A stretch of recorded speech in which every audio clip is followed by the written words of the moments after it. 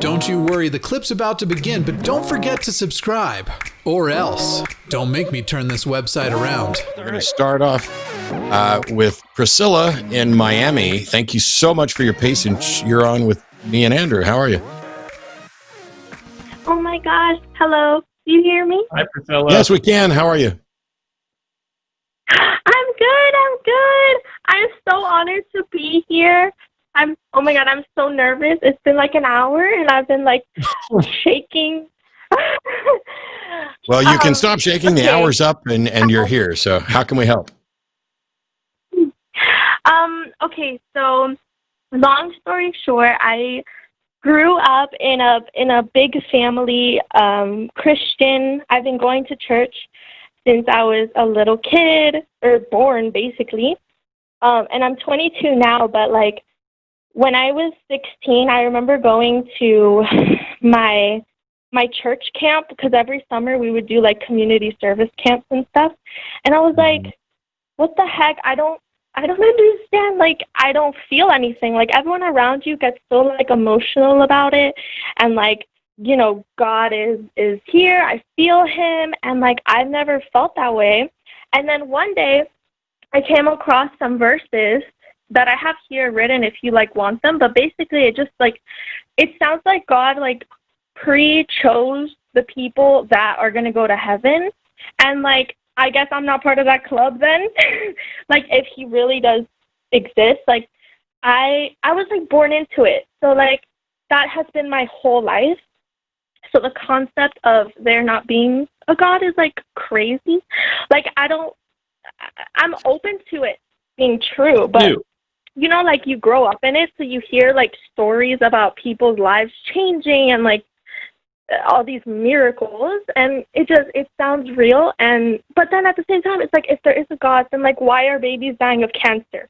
Like is this God even a good God? Like, I don't even know, but I just wanted to know like what your take is. Like, what if there is a God and he chooses people, and all the atheists and Muslims and Jews just didn't get that memo? Yeah. You are asking all the right questions. I'm going to let Andrew jump in on this because I get to do this all the time, but I feel it. I feel what you're saying. I do. I think you're asking excellent questions. I'm really impressed that, you know, I'm always so impressed by people who can grow up in a religious household and being steeped in religion and being told that this is the truth for 22 years, that they can start asking these questions and really reach what is the only conclusion there is in the end. And I would really encourage you to, one, keep asking those questions, two, keep reading the Bible, because it just gets worse from the verses you found.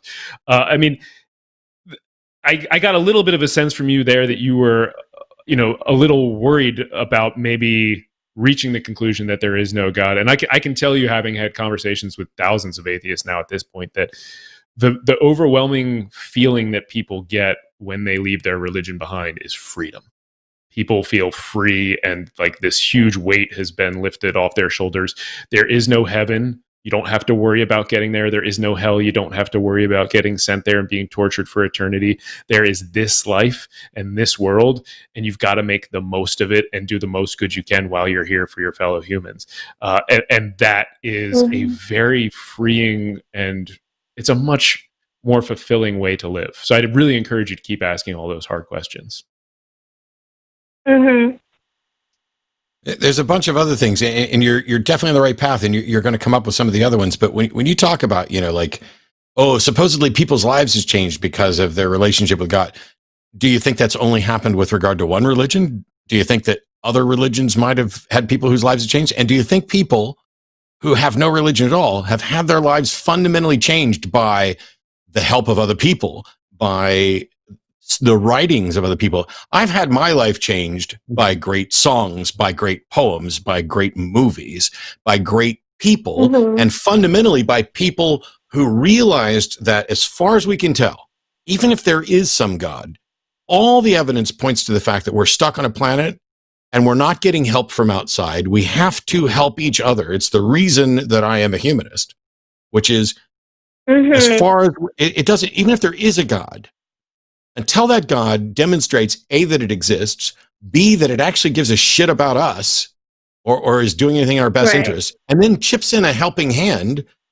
Until he gives me 5 minutes of his time, he's not worth 5 seconds of mine. I got shit to do. I have to live my life with these other people. There are people who need money. There are people who need food. There are people who need a hug. We're in a global pandemic. People have been locked in their houses for months.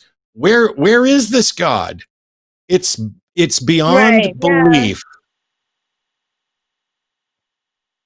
Yeah. But yeah, I agree with what you guys said completely. It's just, I mean, I know that there's even people that go through programs, right, to like kind of de-transition, right? Is that the word?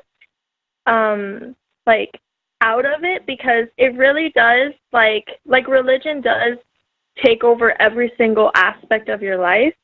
Even just something good happening and you being like, oh, thank God. Like, what do I say instead? Thank universe. It happens all the time. I've had people are in a hospital where somebody has spent a decade of their life studying to be the best expert to treat their condition, who saves their life, and the person is like, thank God. If I was a doctor, I'd be pissed every time somebody said thank God. It's like, it's like, what about like the 30 hours I just spent on the table? Like what? And by the way, the doctor that was working on you was wearing a fucking mask. So stop complaining about how you can't breathe in a mask. Yeah, and never mind all the science that got the doctor to that point. And Priscilla, don't be too worried about, whether you can say things like, God bless you or oh my God and stuff like that. Just worry more about the beliefs and getting to the conclusions, and then you can deal with that. And to be truthful, like atheists are the only people who should say oh my God, right? I mean, oh my God is an expression of disbelief. That's ours. That belongs to us. We are the ones who don't believe in God. So anybody else who says that, I mean, that's us. So, don't spend too much time on that. Good comment from chat was, excuse me, it's Dr. God. Which is good. Thanks so much for calling in, Priscilla. Please give us a call back. Let us know, how you're doing, if anything else changes. But I'm going to try and get on to some other callers. I'm going to give you the choice, as I've traditionally done on the show. Do you want to hang up on me, or do you want me to hang up on you? Oh my God, I want to hang up on you. She did it. Well done, Priscilla. Huge round of applause for Priscilla. She's going places. I think she's going to be fine. Anybody who sat there on hold, asked all the right questions, and then immediately wanted to hang up on me, good for them. Yeah, she's going to read a book. Hey, thanks for checking out this clip for The Line. While you're here, hit that like button, hit subscribe, turn on notifications, and then share this with that bitter uncle of yours who loves talking about the good old days.